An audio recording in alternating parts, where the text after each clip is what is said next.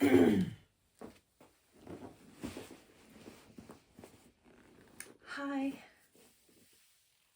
my name is Gay Howell and I'm the owner of Amrama Yoga.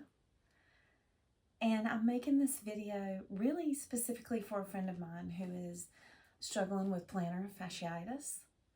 And that is something that I've struggled with from time to time, been in quite a crisis mode with it a few times.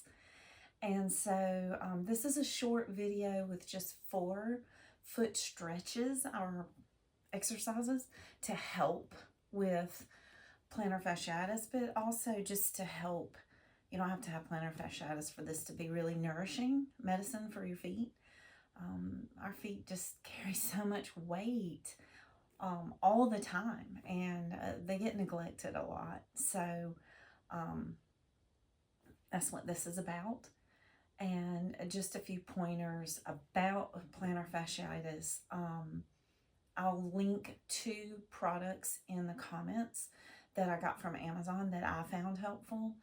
One was this cast, so I guess, or brace, that helped when I was in really crisis mode. I was literally on crutches a couple of times. And the other product are these insoles that I wear all the time just for maintenance when I'm wearing closed-toed shoes. Now, once I got over the hump of the crisis and I'm just in maintenance mode, I wear sandals and flip-flops from time to time and go barefoot. I go barefoot on the beach, obviously, but I don't go barefoot around my house a lot just because that is a thing that can trigger a flare-up. I have these slippers that have these soles on them, and I wear those a lot around my house. I do go barefoot when I ground, specifically to do the grounding, to get the negative ions, to release the positive ions from my body, to earthing. But anyway, so one thing before we start is anytime that you're doing really anything with your body, any kind of stretching, if you're holding any kind of pose, there's a couple of things to remember. One is discomfort when you're stretching or doing something new. That's one thing. And really tune in and be, tuned into your body on, okay, this is a little uncomfortable, but not hurtful. You don't want pain. Discomfort's different than pain. So just remember that. You shouldn't do anything that's painful. And the other thing is breathing. I'm always talking about breathing because this is such an aha for me. It's so simple and so powerful. So most of us adults breathe backwards. But when we were born, if you look at a newborn, and I did this with my oldest grandson when he was an infant, you'll see that when infants inhale, their belly and their torso expands, and when they exhale, it contracts. And if you'll just practice doing that first, and you can do that in bed, when you're lying in bed at night, you can do it when you're sitting in a chair, in a meeting, anytime, walking. But if you'll just put your hand on your belly and inhale and let the belly expand. Exhale, let the belly come back.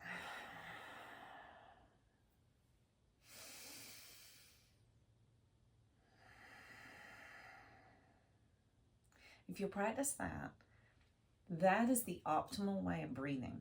And when you inhale and your belly expands, your diaphragm goes down and it allows your lungs to fill up more with air. And then the opposite of that happens as you contract. So the reason I'm telling you this before we get into these stretches is you're probably going to experience some discomfort. And if you will belly breathe, slow belly breaths through while you're holding the poses, excuse me, it will help your body, your muscles, everything, tendons, soften and go and flow into the stretch. So it really helps everything work well together. Okay. So let's get into the 4 exercises or poses for your feet. The first one, and you don't have to sit on the mat, by the way. I'm sitting on the mat, but you can sit in a chair, and you can just, if you're sitting in a chair, feet on the floor, you can just bring your foot up and deal with your foot right here, okay? Or, like I said, you can do on the floor. So the first thing we're going to do is we're going to take our knuckles of our fingers and we're going to interlace them between our toes.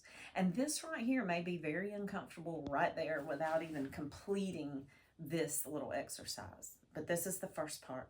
So you'll take your first finger and put it between your big toe and your second toe, and then you'll weave the other fingers in there, okay? And you can decide how, which knuckle you get to. You know, maybe you just get the little tips of your fingers in there. Maybe you're able to go a little further into down your fingers. But right here, this is the first part of it. And to complete this, you'll want to do 2 things, and they are simultaneously happening. You'll spread your fingers out like this. So I'm spreading them. And with your toes, you'll grip and squeeze the fingers. So you're creating resistance against each other. So my fingers are spreading, my toes are squeezing my fingers. And what's happening, you might notice, is that up here in the arch of your foot, it's pulling it up. And that is a really good thing for your plantar fasciitis here. So you can hold this as long as you're able to, you know, like different people are going to have different times, you know, 10 seconds, 30 seconds, whatever. And you can also release, and you can do it again. Spread the fingers, squeeze the toes. But just doing this, all of these exercises, you get to decide how long do I want to hold this? How many times do I want to try this? Just, you know, if you'll do it every day, every few days, you'll increase your ability to, you know, to go deeper, and it'll help. Okay, so that's the first exercise. And of course, I'm just going to demonstrate on one foot, but you'll do this on the other foot. So like whenever you unlace, okay, and you can stay on one foot and then do the same thing on the other, okay. So the second exercise for this is to put your hands on your foot, thumbs underneath on the sole of your foot in the archway, and you're going to wring your foot out gently like a dish rag. So one hand will roll forward and the other hand will roll back, and then you'll just go back and forth like this. And while you're doing this, your thumbs are massaging, and this feels so good. A lot of times I'll just do this massage when I'm sitting down, you know, in the living room watching TV or whatever, like just gently massaging underneath here is such good medicine. It's so nourishing, okay? And that's kind of the essence of what we're doing, but we're also breaking up the fascia. And the fascia is the webbing that's all over our bodies. It's a soft tissue, and it locks in our muscles and our bones. Even when we go to a chiropractor and he or she readjusts us, if we don't do anything with our fascia to break it up and rehydrate it and loosen it, it's going to pull our bones and muscles back into that wrong alignment again.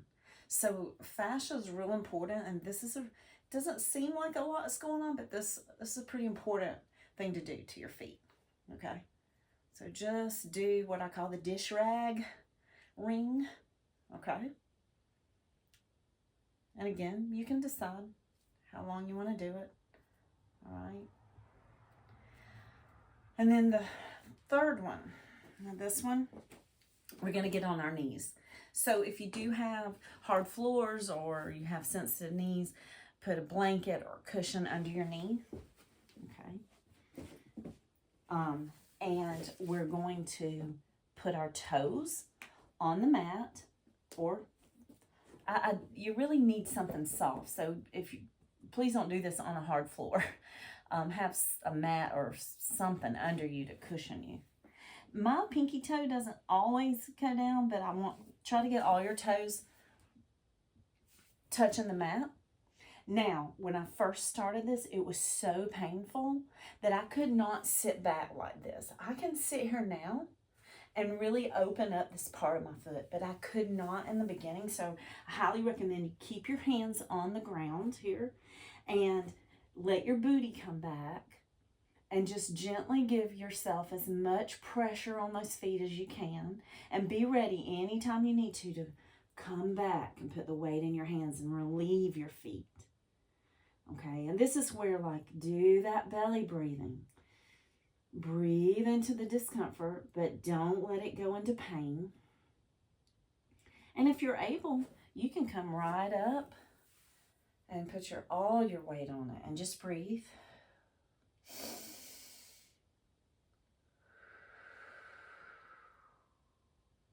Let it open.